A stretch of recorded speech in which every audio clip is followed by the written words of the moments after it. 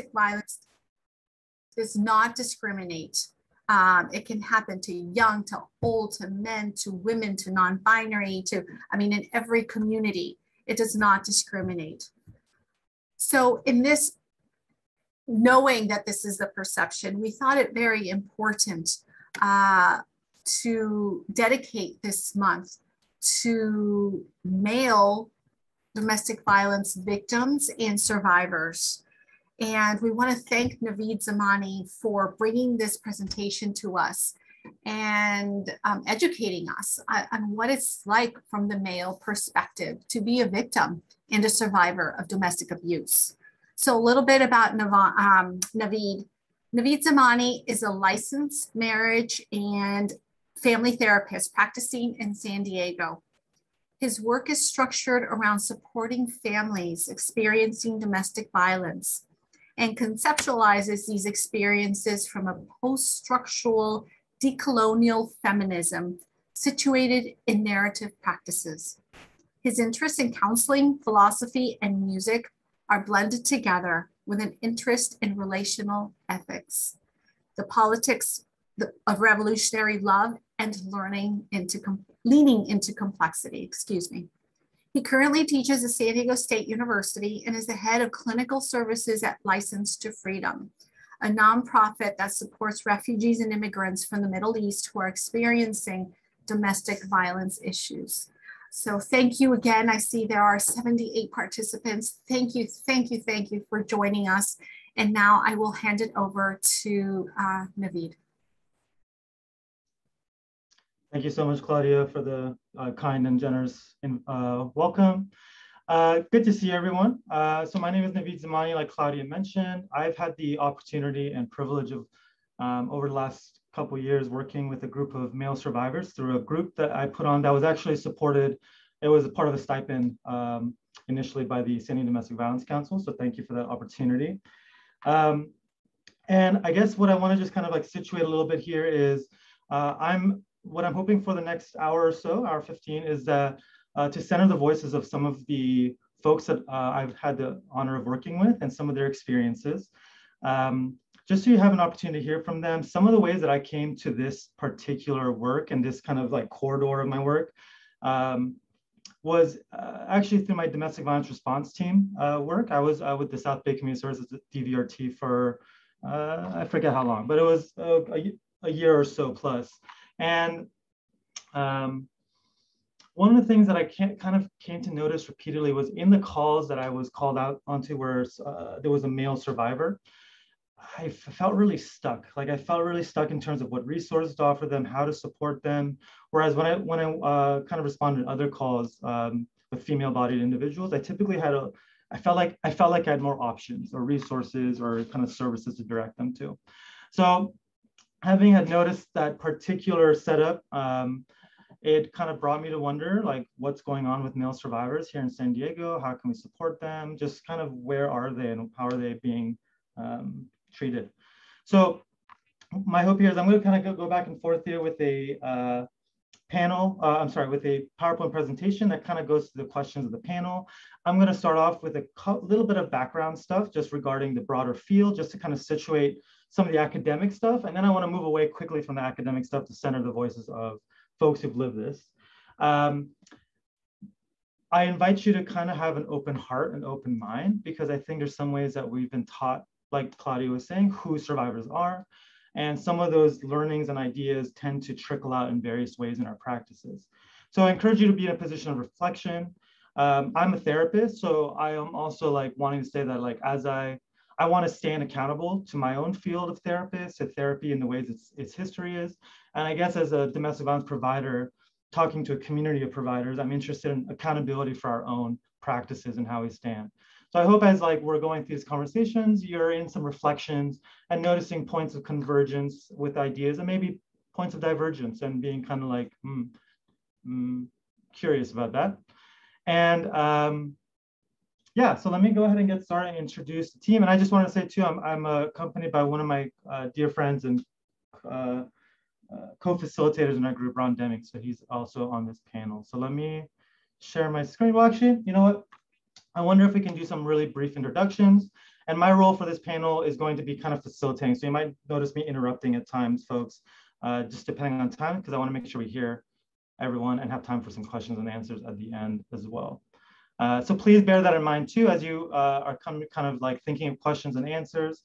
I'm sorry, as you consider questions that like, these are folks who have survived violence and are continuing to manage various contexts related to that. So please be kind and gentle and generous with your questions. So if I could, Ron, do you mind introducing yourself? Sure, no problem. Hi, everyone. My name is Ron Deming. I work as a co-facilitator and a co-therapist with Naveed at License to Freedom. I'm an associate marriage and family therapist there. I'm also an associate marriage and family therapist at a place called Narrative Initiative San Diego, where we work with folks experiencing their various distresses. I'm also an adjunct professor of psychology at Grossmont College.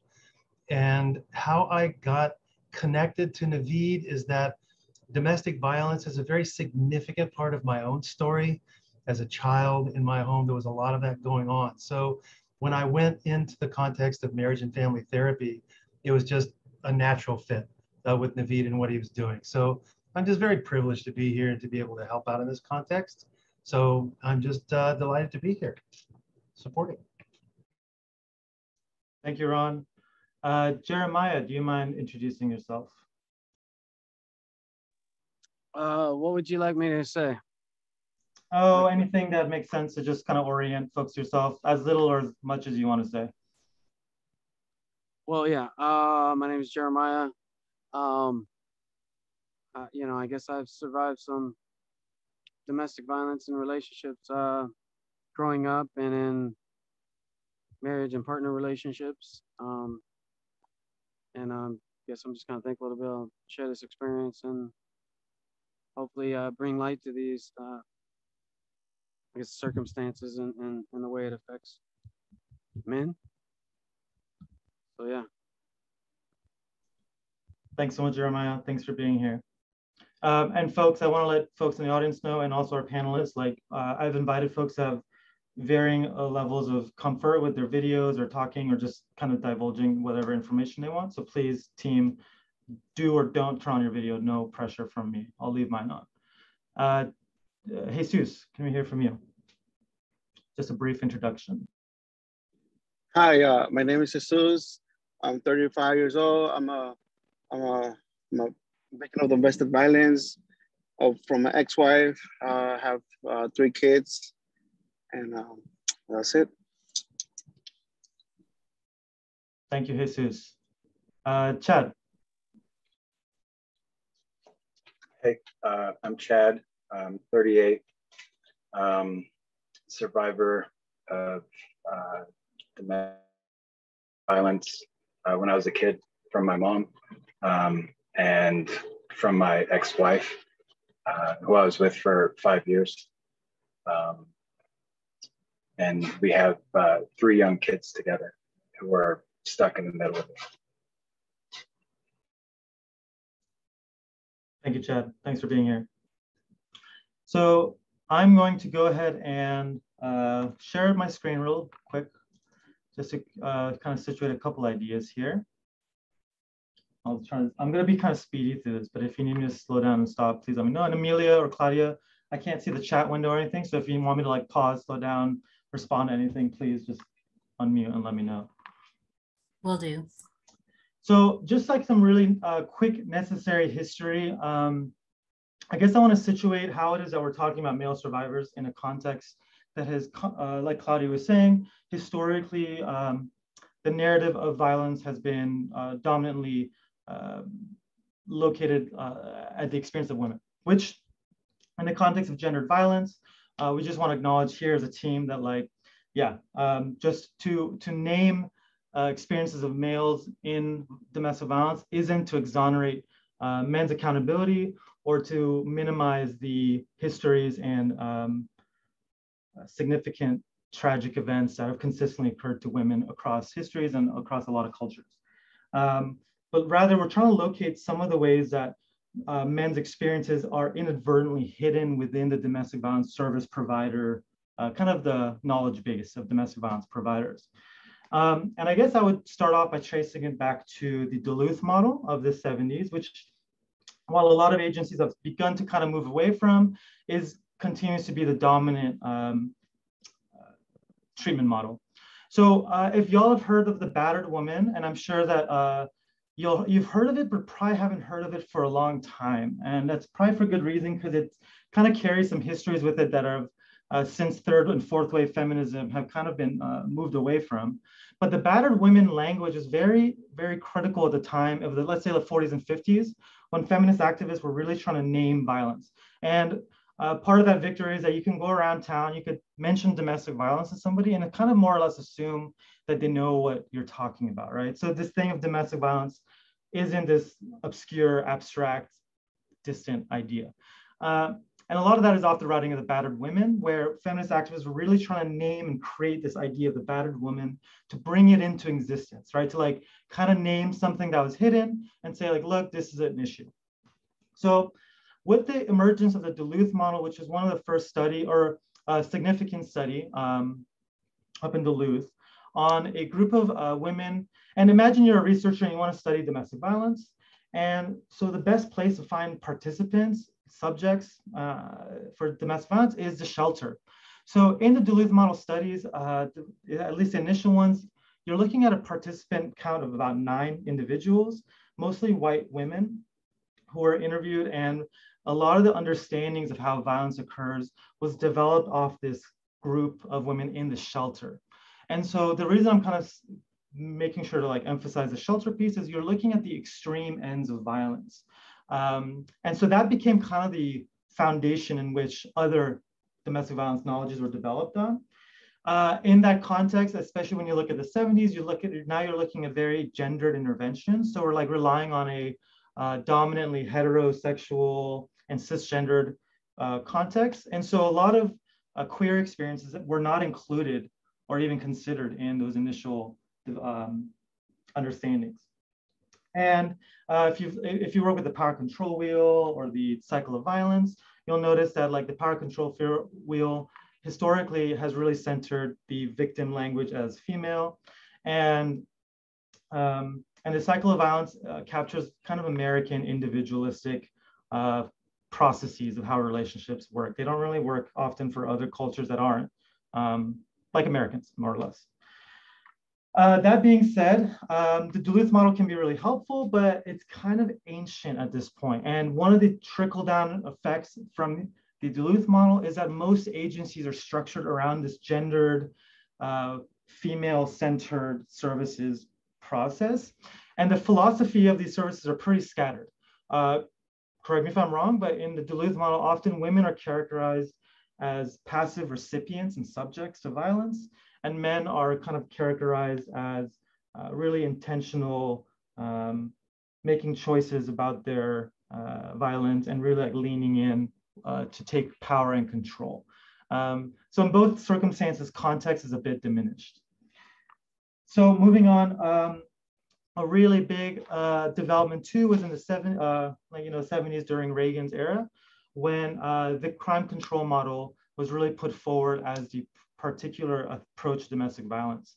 So the criminal control methodology continues to be the primary approach to domestic violence, which many of us are familiar with, that like law enforcement and court systems, justice systems are the primary center for where domestic violence funding and services kind of occur, for better or for worse, right? I'm not the person to judge that, but just naming through some of these academic studies how power is concentrated. In that way, domestic violence moved away from a family concern to a criminal act. And we had a whole play out of various legal consequences that come out from engaging in domestic violence.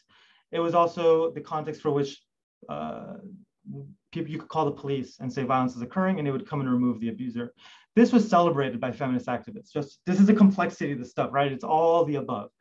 Don't get too caught up in one narrow stance. It was celebrated. This is a good thing because it was one of the first times that women had immediate access to safety. But what was not anticipated was how much all the services would get sucked into this. And one one example of this is that prior to Reagan's administration, there was 25,000 agencies and shelters nationally supporting domestic violence problems. And post Reagan's administration, we had 5,000 nationally, and they've rebuilt obviously since then, but the funding has just really shifted. And so when you start to engage with domestic violence as a criminal act, which in many contexts may be very warranted, it also centers it privileges other processes. Families or other items kind of like might fall to the background. That being said, when you have kind of this intersection of the Duluth model and the crime control model, you have some systems that are pretty heavily interested in maintaining kind of ancient understandings that men are criminals, women are subjected to that violence, and our various shelters, agencies, court models, police practices kind of swirl around that. So that being said, I'd like to move into a panel discussion. So what I'm gonna do here is just kind of put forward some questions that me and the team, we met last week and we kind of chat about what would be important to center. And our hope was to kind of just bring their stories and their experiences, knowing that it's their stories and experiences, how general you can make it is probably in question here, because in general, you'd always want to be careful about universal truths. But I think that at least in my work as someone who works with like marginalized communities like refugees or immigrants or non-English speaking communities, kind of exploring the margins of any service becomes a really important way to kind of notice what's working or what's not working. And so in this context, like I was locating my history, working with the DVRT, I noticed that services for men were pretty limited. So that being said, I'm going to move forward into the panel. You might see me turning the screen on and off just as folks are sharing, just to kind of support that process. So, and it's just a reminder to our participants, just try, 2 to 3 minutes if you can, but it would make sense. I guess I just wanted to start off, like, what is it like to be here at the San Diego Domestic Violence Council, virtually in front of 84 plus people, talking about your experience? Are there things that are on your mind or heart that are, like, what is it like to be here right now, I guess, if I could ask?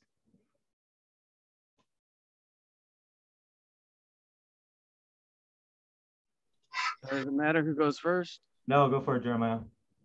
Okay.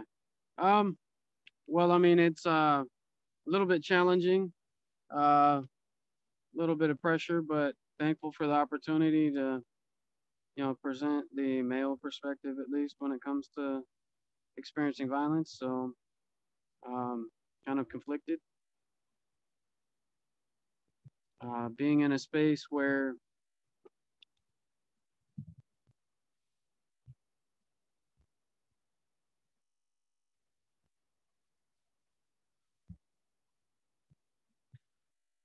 you face a lot of rejection and denial. It's tough to have your voice heard and to feel like you're actually being heard. Sorry, I'm a little emotional. But yeah,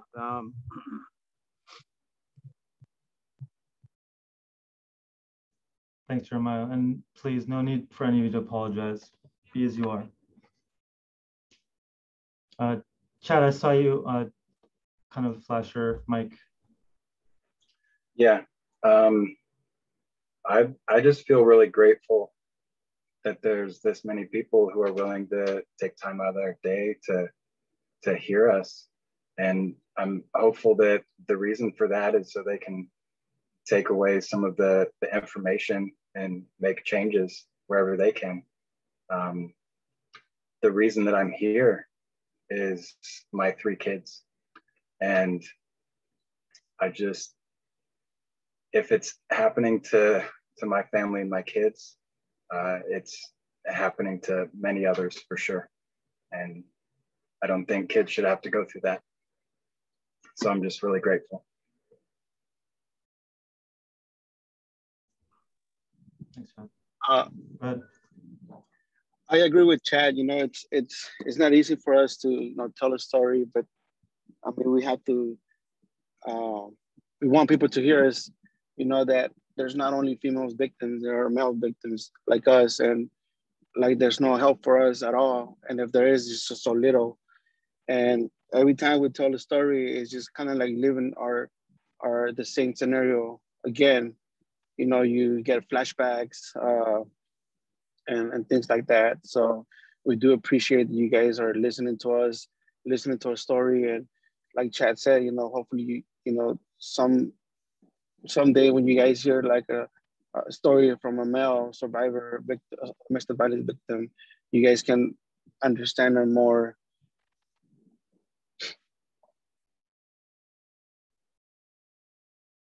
Thank you, gang. And I just want to share with you all that the chat is full of folks sharing thank yous and support for you sharing your stories. So thank you to those of you who are doing that. So I guess one of our first question or second question here is, how did you come to understand or name your experience as domestic violence?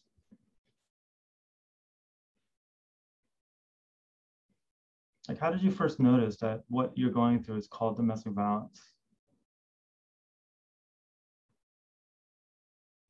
I guess when you feel the first punch in your face, I think that's what I kind of realized that I was going through domestic violence. But I mean, it's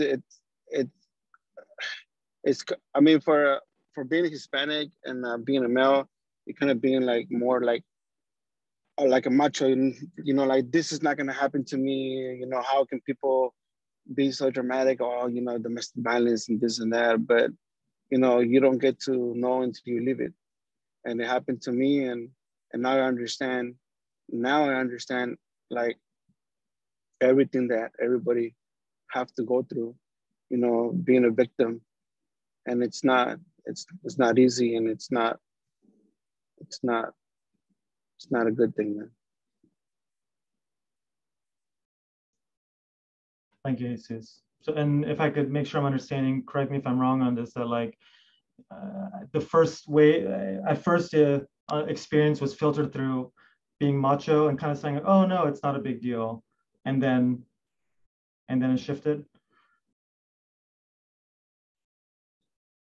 Is that, yeah? Yeah. Yes, pretty much. Yes, pretty much. Thank you, Jesus. Jeremiah or Chad, did either of you want to speak to this question? No pressure, of course. Sure. Well, I guess kind of similar to what Jesus said. There seems to be a lot of pressure. You know, I heard statements like, you can take it.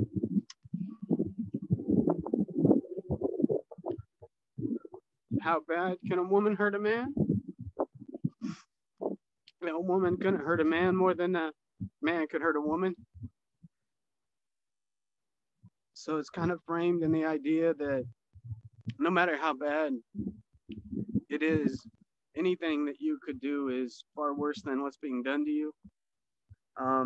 Coming to terms with it as domestic abuse, domestic violence, really seeking services for experiencing abuse and finding that a lot of it was geared towards men perpetrating abuse. I guess eventually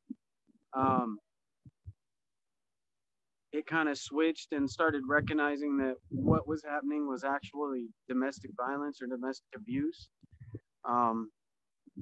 It was a process because in general, it seems like society and people's attitudes are either it's not happening, if it is, it's not too bad, or somehow a man's built to take it.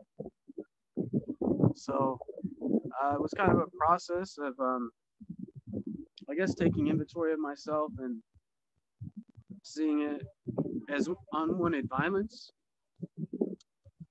and something that wasn't healthy, and I would rather not be in a situation where that was happening. So it was more of a process that I had to go in internally because there wasn't a lot of resources saying, okay, this is what happened, this is what's happening, and here's how you can deal with it.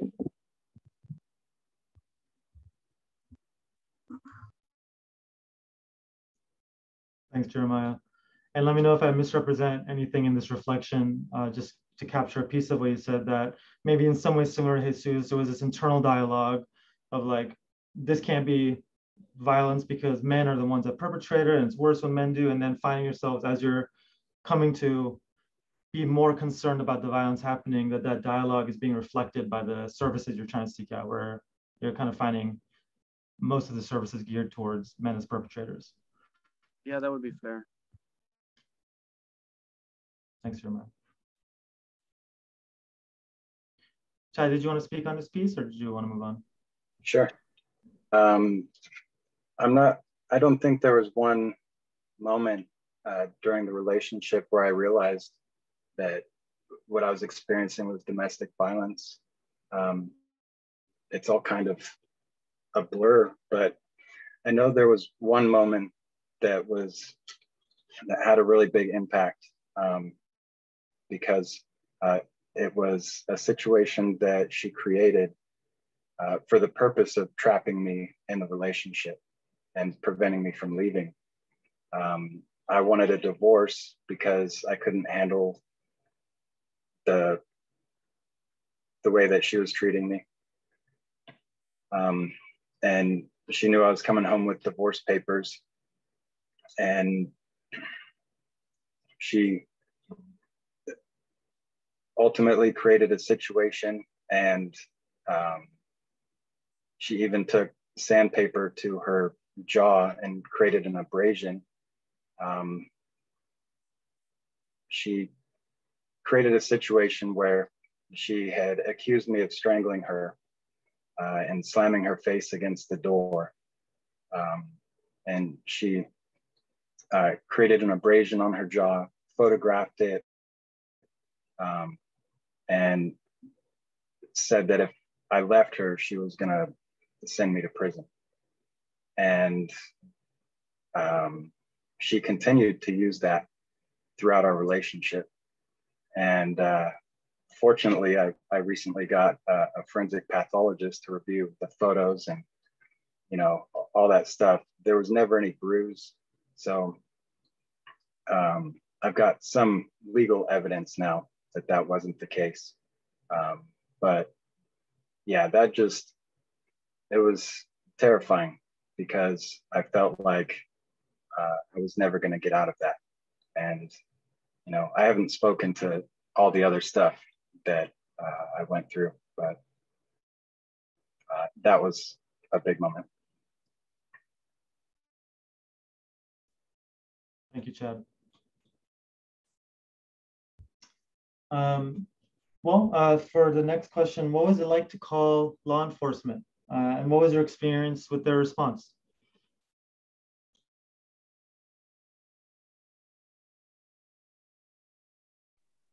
The first time that I called the police, I was afraid, because she had those photographs, and that night had threatened to turn me in. Actually, she did that after I called the police. But I witnessed her hitting her kid in the head and slamming his head into the wall. And at that point, I wasn't afraid to, face all of that anymore, her threats. And so I called the police, and they came out, and there was no evidence of anything. I told them what was going on. They seemed really helpful. They told me to get a restraining order, which I now know was a mistake. But overall, I think I called the police 3 times, maybe 4, and they've always been supportive, but they haven't done much to help. They helped the kids and I get out of the house a couple times, but otherwise, that doesn't prevent anything from happening in the future, and that's what's needed. Thanks, Chad. So if I'm understanding correctly, like the presence of the police, there was like they were helpful relationally, like you said, they were supportive, but perhaps their hands were tied too legally and then some other kind of protocol ways. Yeah, and I don't know how often, but when I was telling them what was going on, they almost every time they would say, "Yeah, we see that a lot." Thanks, Chad. Jesus, do you mind going? And then I'll have Jeremiah, you go. Okay. In my case, that day that of the incident, that she wanted to talk to me, I didn't want to. I was just there to pick up the kids, and she ended up physically assaulting me, hitting me in the face really hard. At that moment, I mean, everything goes so fast that you don't think what you're doing. And my first natural response was grabbing my phone and calling 911. And I told dispatcher that I was assaulted by my ex-wife, and in front of the kids, and I was bleeding. She just told me to stay away from her, wait for the police officers. Police officers came, they talked to me and they talked to her, and I guess, she was lying. She was saying that she didn't hit me, she only grabbed me by the cheek. And I say no, that, my son saw the whole situation, the whole incident. And they ended up interviewing my son.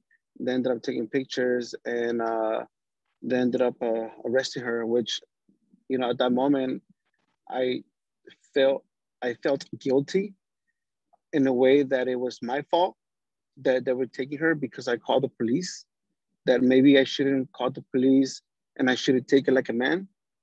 And, but like I said, it was a natural response. Something happens like that. What do? You call the police.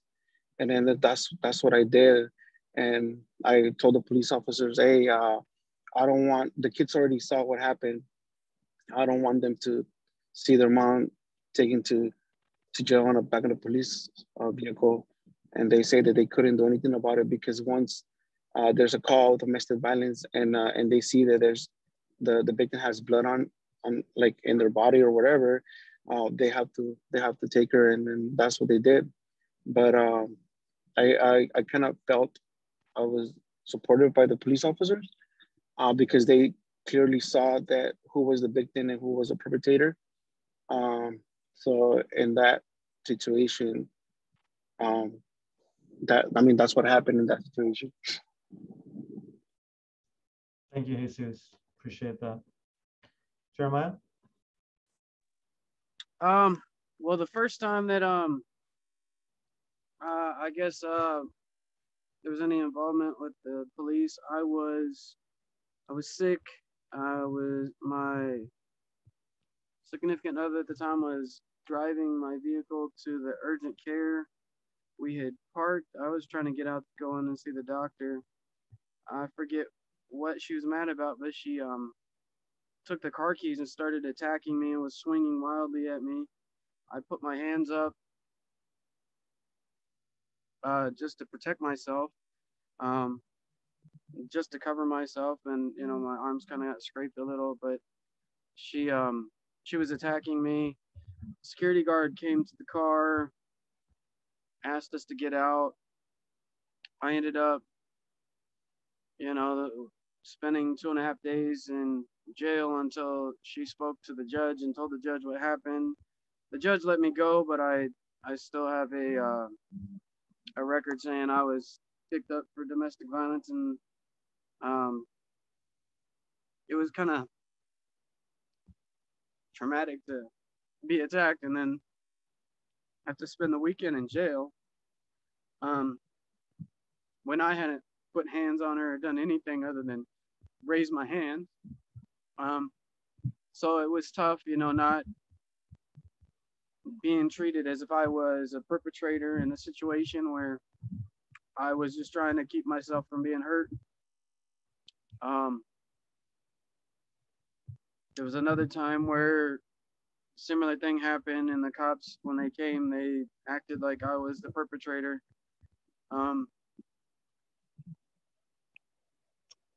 kind of became clear to me, at least in my interactions, that I wasn't believed.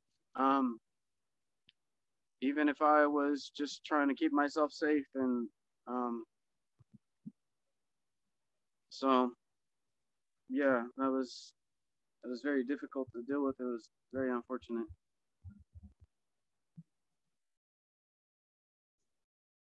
Thanks, Jeremiah, for sharing that. Jesus, were you going to say something? I was just gonna add, something else to it. That, I mean, the experience with the law enforcement, when I called, I mean, I felt supportive, but I mean, after that, with the detectives, Child Protective Services, the court, I mean, it went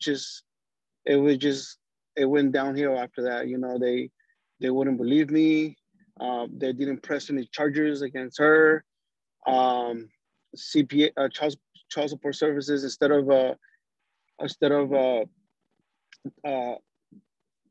saying, hey, do you need any emotional support? You need help? You need anything that we can help you with? How are the kids and stuff like that? They just went home, and social worker kind of interrogating me like if I was the perpetrator, even though I told her, hey, I have video, I recorded her how she was acting, how she was being violent and stuff like that, verbally, and in front of the kids. She refused to see the videos, and I'm like, okay, so I mean, you don't want to see the videos? She said no, but then little did I know that she already had talked to her, and that's when I kind of felt like, okay, then where's our justice? Where do we get any sense or any how do I say it? I felt like there was no support for male victims. I think that's what it is. There was no support for us. That it was just like, I believe if I was a female, if I was the perpetrator, I would have lost my job. I would have been to jail and, probably get charged. And also, like, even with the restraining, even when I got the restraint order, the temporary restraining order, and we went to court, the judge, she lied in court, and the judge kind of believed her. And at the end of the day, the judge said, it was kind of your fault. And I was like, but I show you the videos. I show you how everything started.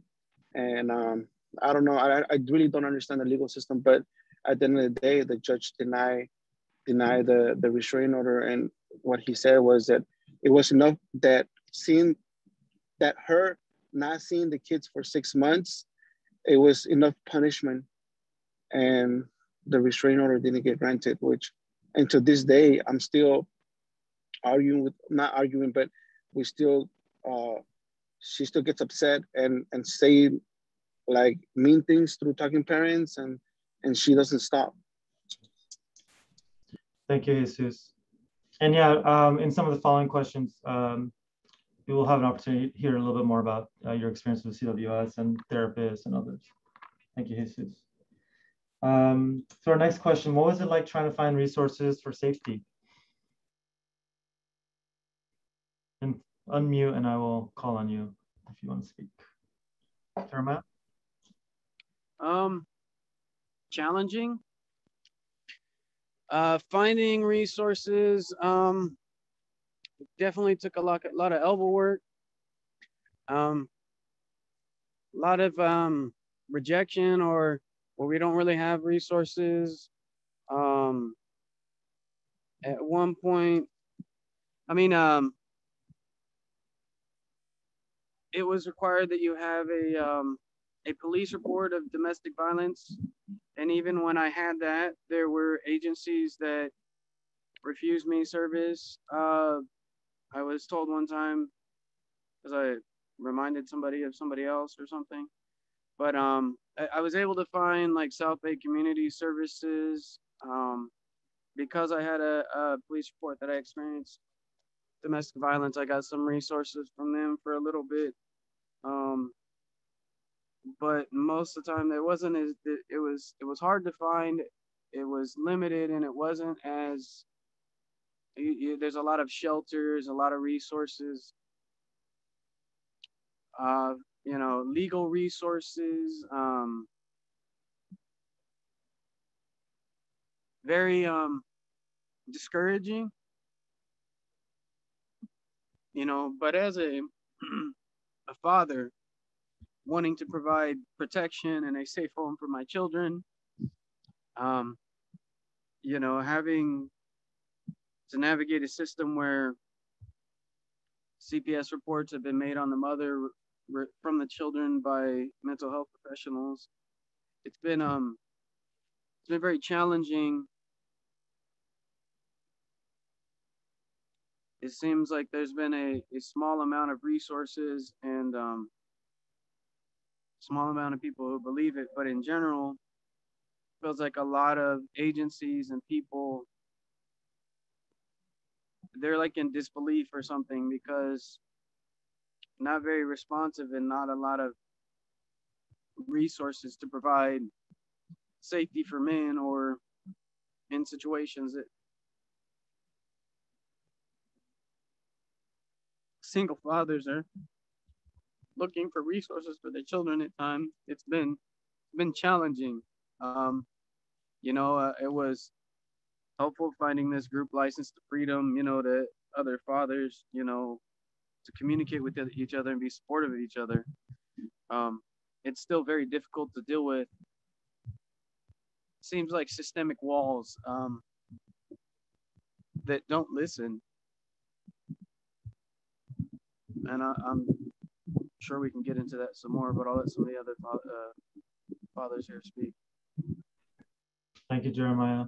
I just want to say too that as you're sharing, others are sharing, there's a lot of words of support in the chat, just in case you can't see it, from members saying, thanks for sharing, we believe you, we truly respect and appreciate your courage. It takes a lot of courage to share your story. Thank you. So Jeremiah, I'm gonna go to this next question because I think, or rather if Chad or Jesus, if you wanted to speak briefly to the safety one, I'm just kind of keeping an eye on time. So if you wanted to speak to that question, or if I should go to the next one. Yeah, I could just say something really quick. Please. A restraining order, the purpose is to provide that safety. And I've asked the courts 3 times for a restraining order. All 3 times it was denied. And me doing that has actually put the kids in her custody, and she's abusing them. So it's not good. Chad, could you clarify you denying the restraining order? Was that, did I hear that right? Yes, all 3 of them. The temporary restraining orders were granted. So there was like 14 days of protection, but then they were denied at court. Cool. Thanks for answering that. There was a question in our Q&A that said, can you share your reason for your issues with TRO as well? So I'm gonna assume you kind of answered that in some ways. Great. So just to keep moving, what was your experience about attitudes towards men in court contexts?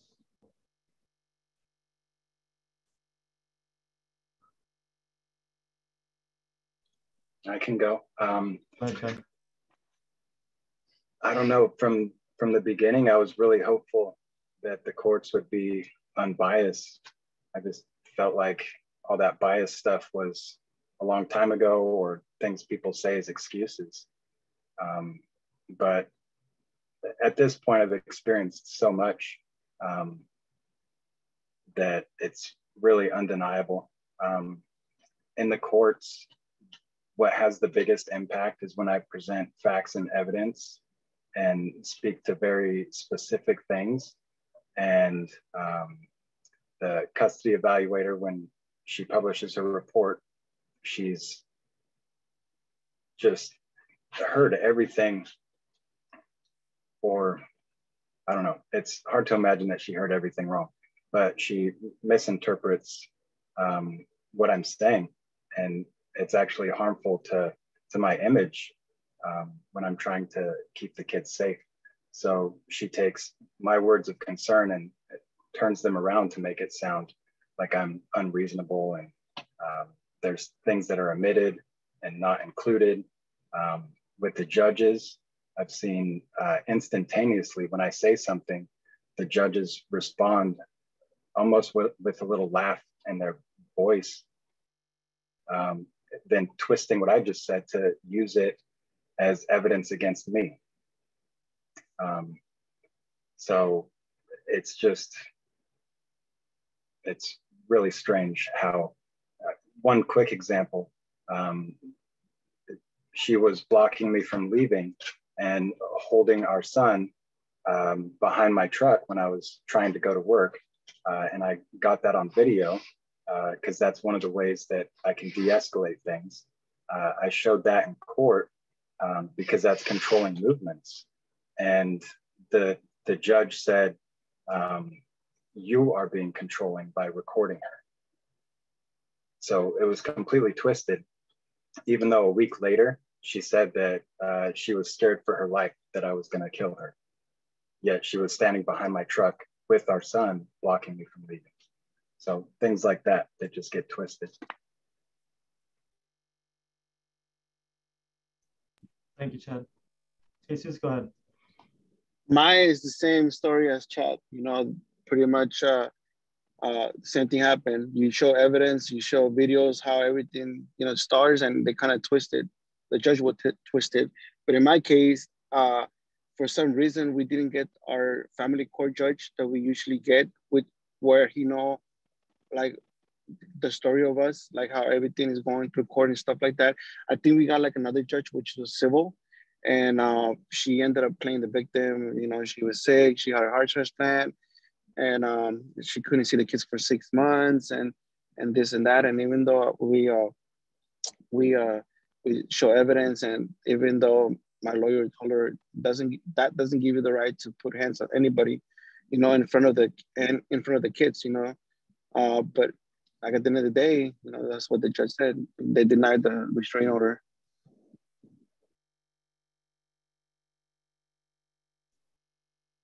Thank you, Jesus.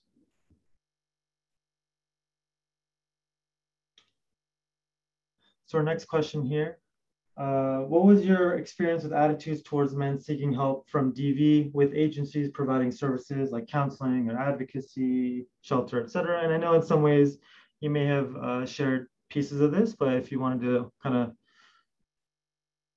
offer a more precise response. Jeremiah? Well, I didn't think I got a chance to answer on that legal one. I kind of wanted to do that, but go ahead.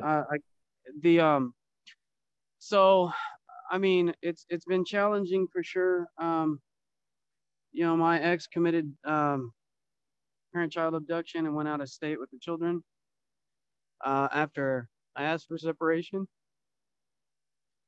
Family court services recommended I get full custody. I had a volunteer lawyer with the San Diego Volunteer Lawyer Program representing me at the time, and the judge decided to grant custody to my ex, despite statements from the counselors and the kids and everything. So that was very shocking, because, you know, there've been 4 separate counselors who've made claims of that the kids have made claims of abuse that they reported to CPS. So on the legal front, that was challenging.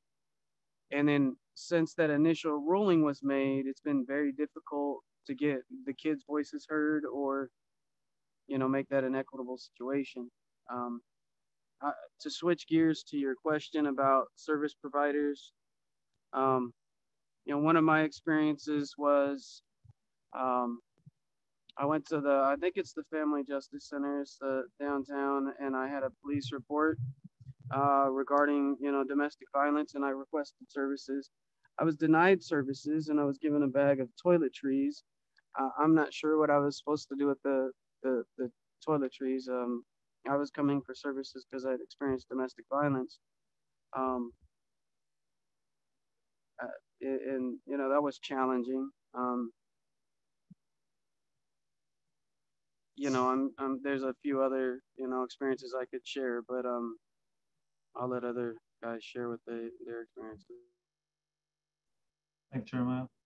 Hey, Jesus or Chad, either of you want to respond to this question of what was your experience with attitudes towards men seeking help from DV with agencies providing services like counseling, advocacy, shelter, etc.? Yeah, I can go. Please.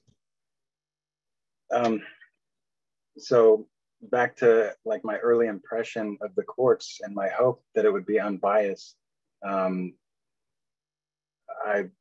my second restraining order, I noticed, because on my first one, I went into the room in the courthouse where you go to get help filling it out. And there were all these cubicles, you know, the lights were dimmed really low. It was really comfy looking. They told me to go down to the end of the hall to get help filling it out. And there I had an intern helping me who ended up making a mistake on my application that resulted in my ex-wife getting custody of the kids, because she showed up to the courthouse later and applied for a TRO. And that was the judge's response. So the second time I went into that same room because my ex-wife's TRO application was typed up on pleading paper. It looked professional. Mine was just on an application, handwritten. And they again referred me down the hall. And I asked why I couldn't be seen by someone in that room. And they looked kind of sad and disappointed, and they said they couldn't tell me why. But in that room are actual attorneys helping women, only women, and not men. So that's unfortunate. And I mean, that's really, it needs to change. If we're going to prevent kids from being put into these situations where the abuser gets custody, then both parents need equal representation from the start.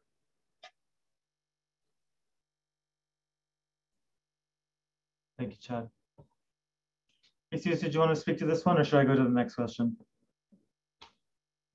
Well, the only help that I was seeking was counseling, because I went under pressure really bad. Luckily, I was taking some parenting classes through referral of CPS, and that person ended up giving me your guys' information, and that's how I ended up getting in contact with you guys. But other than that, I mean, there's hardly any help for male victims out there. Thank you, three. And again, these questions are kind of, we're in some overlap here with some of your responses, but again, feel free to like develop some of your responses more. But what was your experience like with child welfare services? And how have you come to understand their perspective towards fathers/children? Jeremiah? Yeah. So there've been a couple of instances where my children have expressed that they've experienced physical abuse, may have experienced food neglect,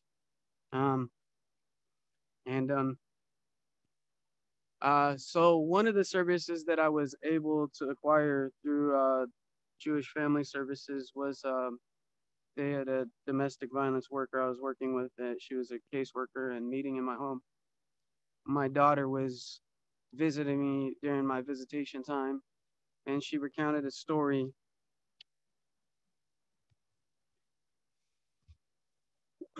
Well, actually a couple stories, but one of them, she just walked out and she started telling a story of her mom yanking her arm and dragging her, and she was crying. And then I guess she started telling that her mom had covered her mouth, and so she couldn't talk, and she said she couldn't breathe. Nobody had like engaged my daughter in any way, asking her to. She just came, you know, she was in the bedroom playing. She came into the kitchen and she started recounting the story. Well, after she left, you know, the caseworker started to explain to me what a mandated reporter is, and that she had to report it, you know, just asking her questions. And then I said, well, do you think I should, you know, call them as, you know, child welfare services as well? She said that it probably would be a good idea. When I called child welfare services, my very first conversation with them, the lady was pretty frank with me. She said, well, we normally don't look into things for fathers. Um, and you should address this in court. Are you making plans to address this in court? Um, my mind wasn't court. It was the safety of my children.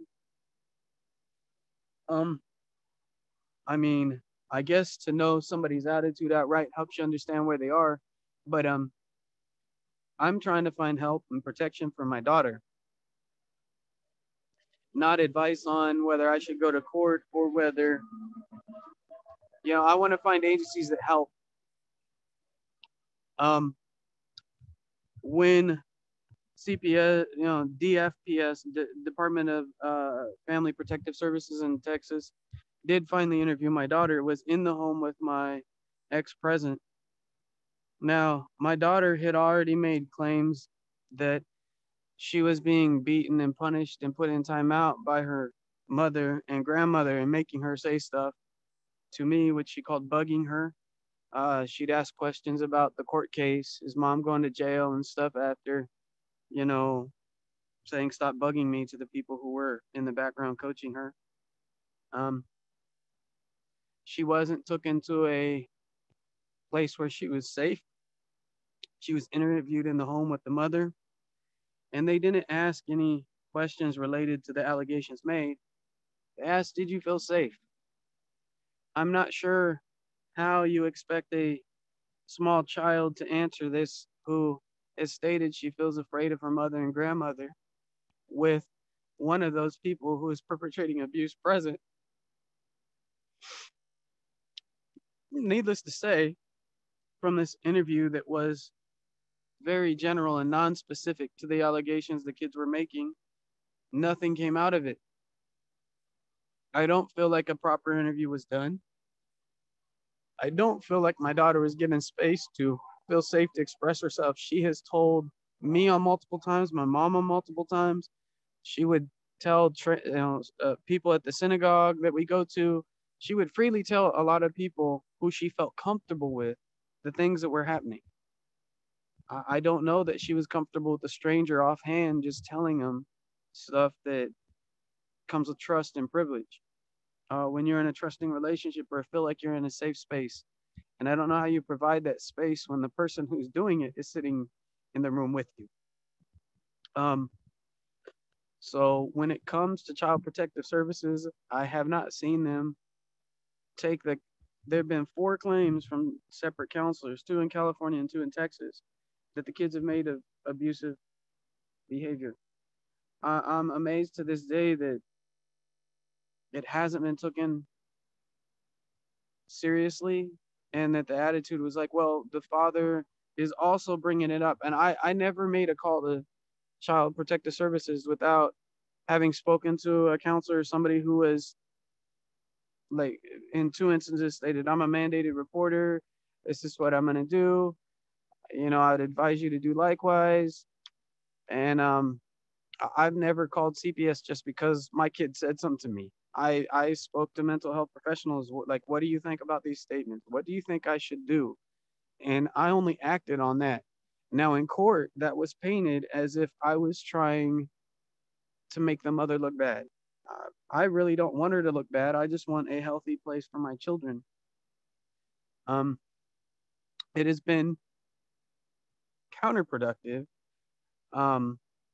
frustrating, and not provided protection. You know, as a child myself, I experienced abuse in my home, and CPS investigated me and my sister because some teachers at both of our school thought maybe both of us were experiencing abuse, and we were. Nothing came of that.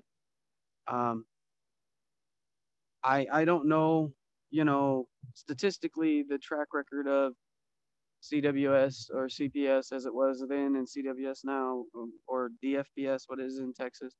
You know, I don't know what the track record of is helping people. You know, I've heard now, you know, a lot of not so great stories. I'm sure there's people who are helped by it, but to have been in a situation where it's been the opposite of helpful, in a situation people are experiencing actual abuse, it's very concerning. Thank you, Jeremiah.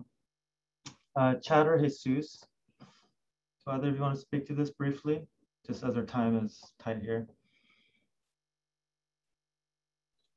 Okay. I had a really unfortunate experience.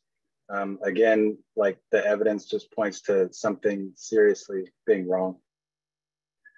The first instance was a couple people called CWS out of concern for the kids. They went and investigated. They found the laceration between my son's nose. They found the fingernail injury. My ex-wife admitted that my daughter's head did break the window, but just said that she did it on her own.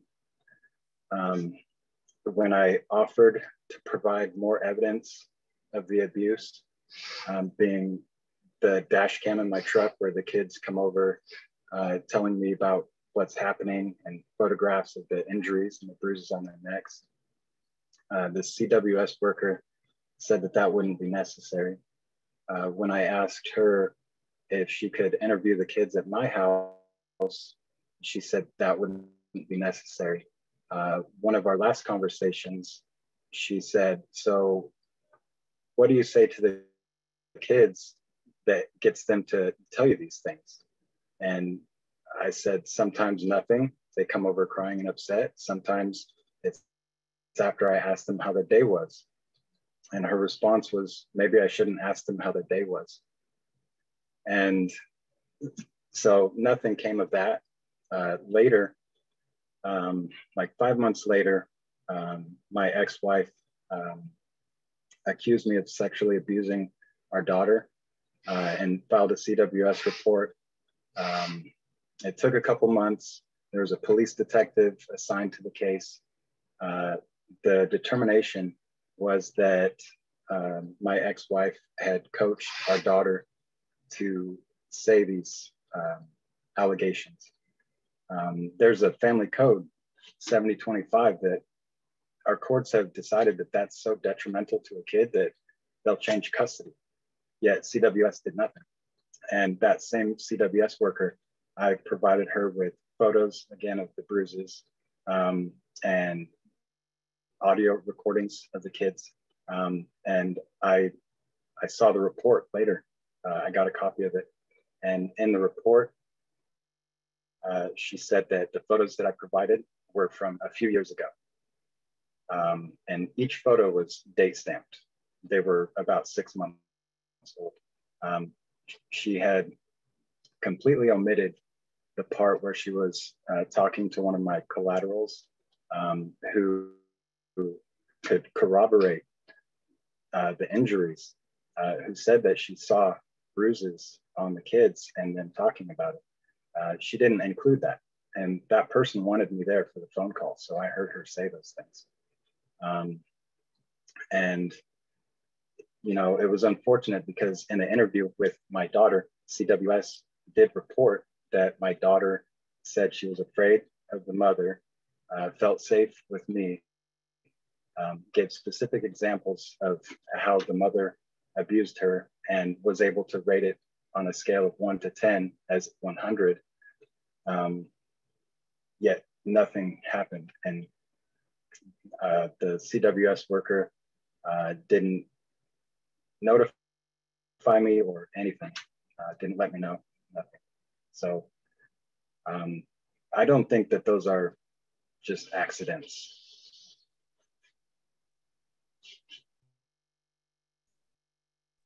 Thank you, Chad. Yeah, Naveed, can I say something real quick? Please. You know, the thing that is most difficult about CWS and my daughter is that twice she said to me, "Help me, Daddy." The hardest part is when she's talking about experiencing abuse, your little daughter saying to you, "Help me." And I haven't been able to provide any sort of protection for that or change or anything. You know, at the end of the day, whether the courts succeed or fail, I'm accountable to my children.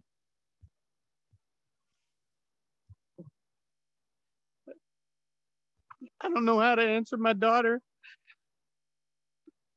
when to this day she still says that her mom's mean and she's not comfortable with, you know, things that happen. I don't know how to answer her. I mean, I don't have any good words to tell her. I mean, I've tried to encourage her, tell her I love her, be supportive of her, you know, the best I can. But when I have not been able to do anything to bring to account the things that she's asked for help about, I know, irregardless of you know how things, I've not been able to help her in the way she wanted my help, and that's the hardest part.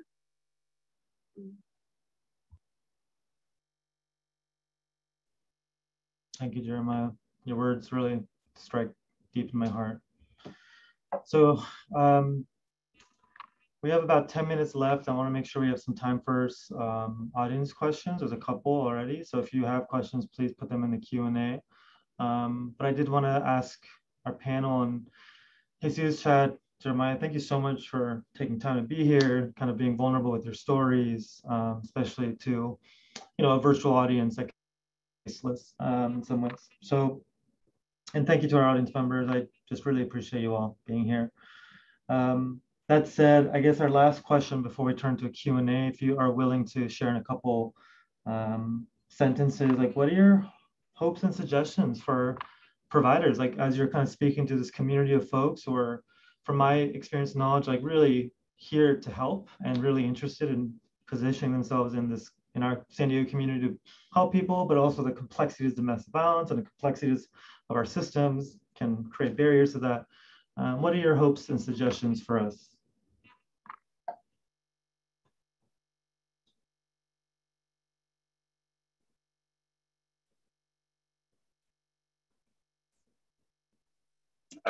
Naveed, when you say providers, could be counselors, law enforcement, lawyers, advocates, shelter employees, front desk staff at various agencies, anyone that you may have kind of come across in your journey.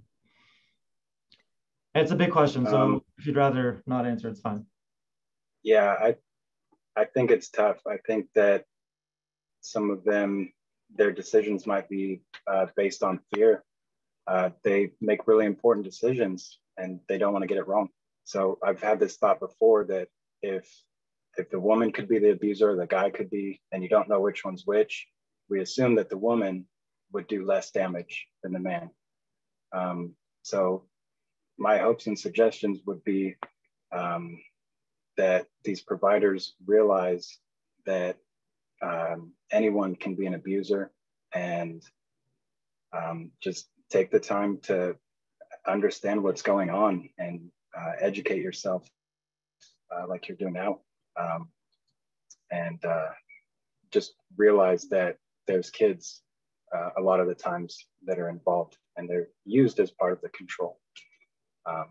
So I think it's better to take your time to make the right decisions. Thanks, Chad. Jeremiah or Jesus? Jeremiah, go ahead.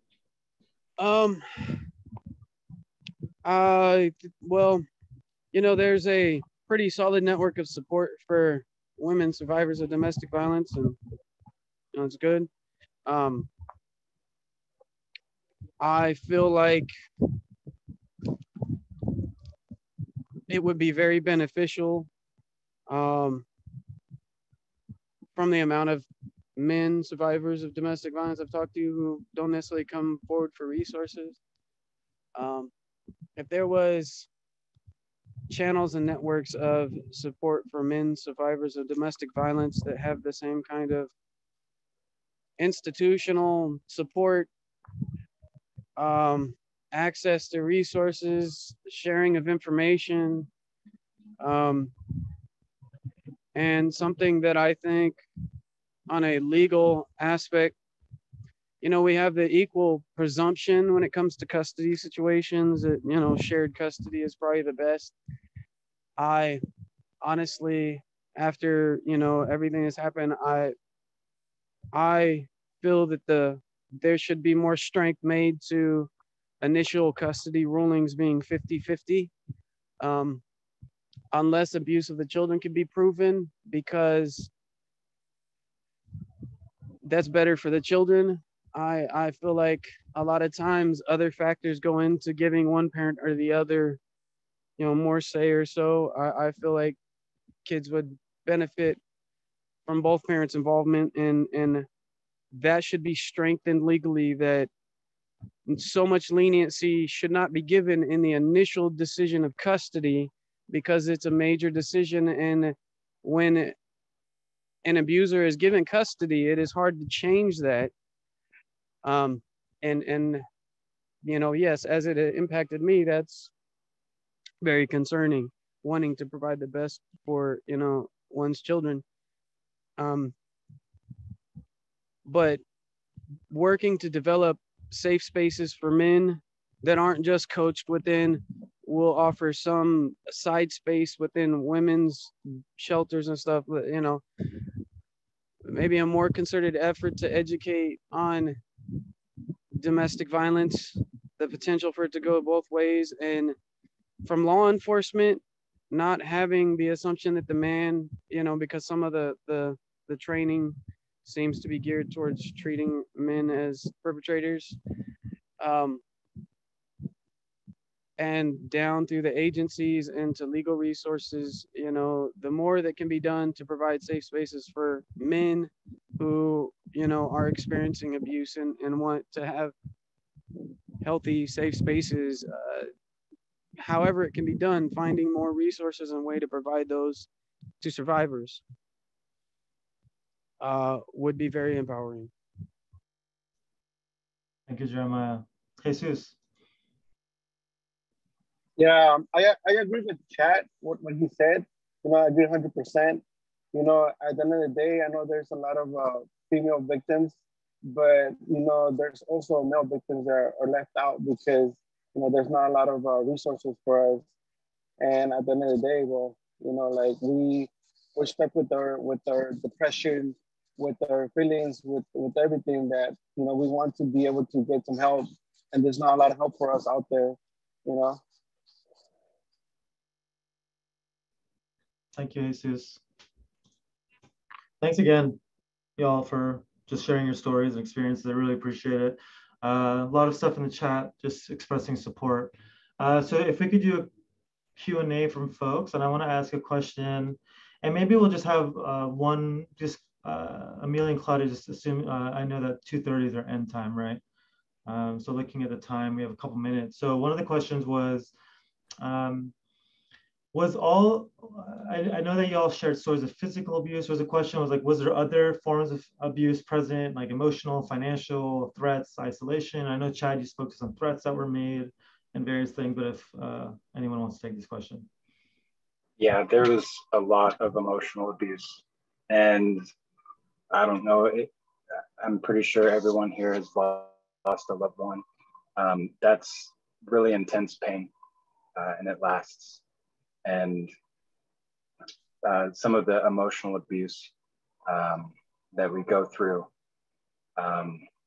just like Jeremiah was saying, not being able to just keep our kids safe, and the abusers, they know how to maintain control, and it's really hard feeling helpless and having this feeling like if you try to get to safety and get out of that situation, then the mother is likely to get custody anyway. So there's really no hope.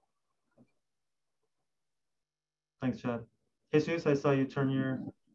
Yeah, there's emotionally, physically, and financially.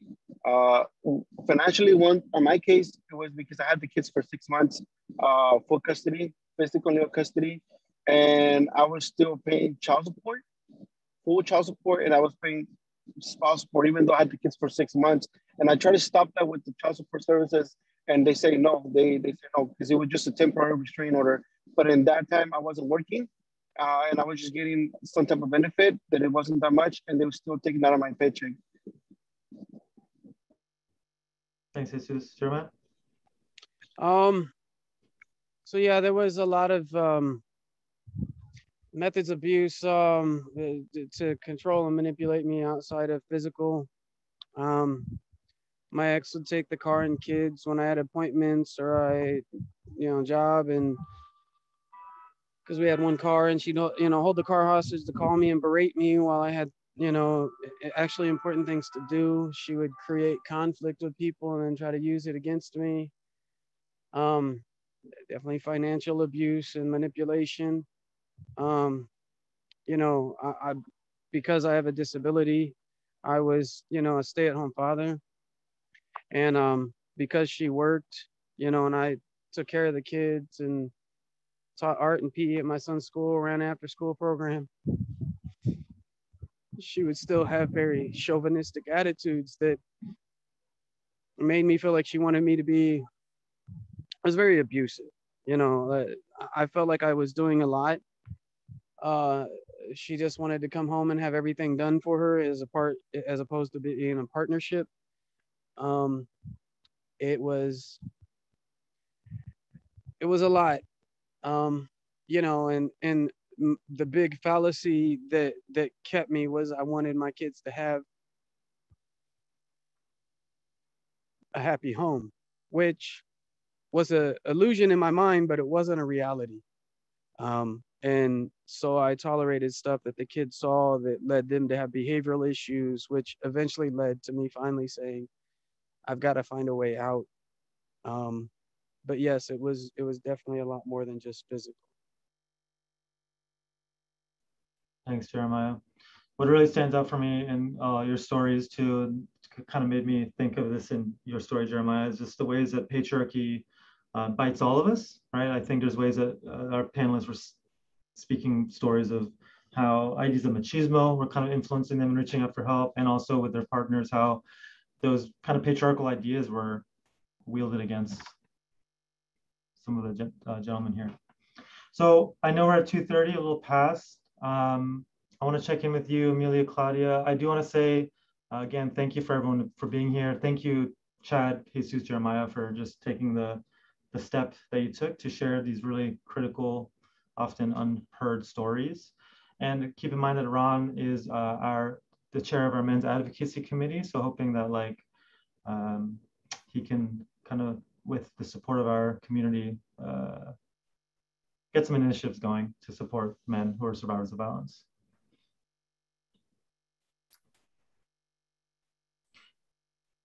Thank you so much, Naveed and Chad, Jeremiah, Jesus, and Ron. I thank you. I mean, you left me speechless. Very much educational, eye-opening.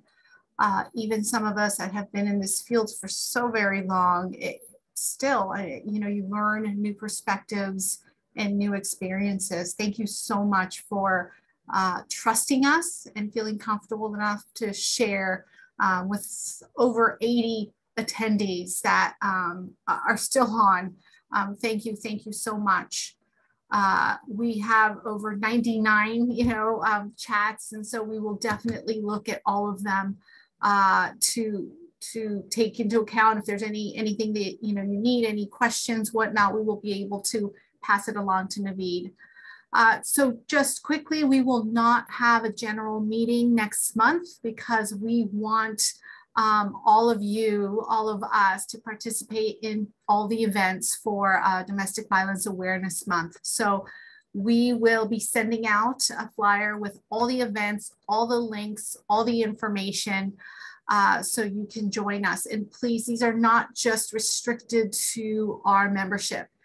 Please share them with your entire organization, especially those of you that are Spanish speaking, know of Spanish speaking, either victims, service providers that would like to join our DV Essentials en Español. We are inviting, and last time we showed this, we had audiences from Tijuana, Mexicali, across the border as well. We're working with our embassy and our consulate to help us. So again, if you know of any Spanish speakers that would like to take the Stay Long course, it is very, very well worth it, as well as the others. And don't forget, if you have anything to donate, any contributions for our Afghan refugees, please contact License to Freedom or Naveed, or again, you can always contact us and we can get you connected so we can help with that cause. So thank you so much for all you do. And we will see you next month for all of our events. Take care.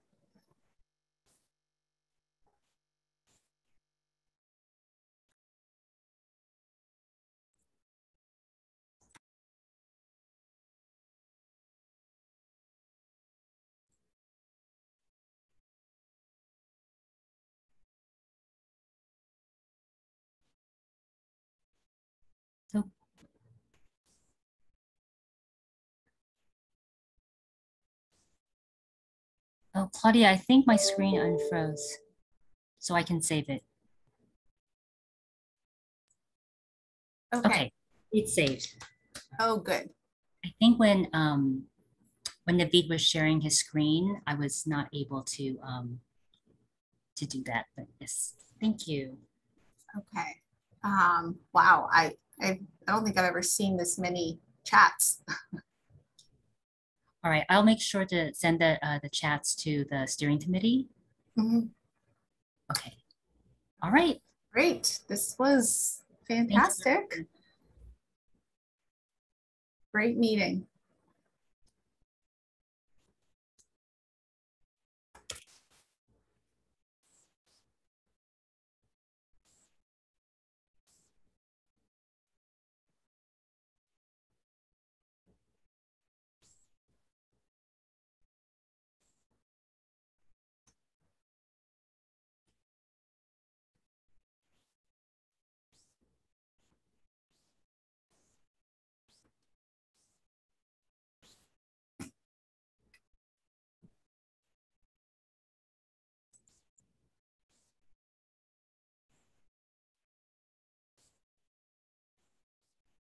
I think we could probably stop recording too.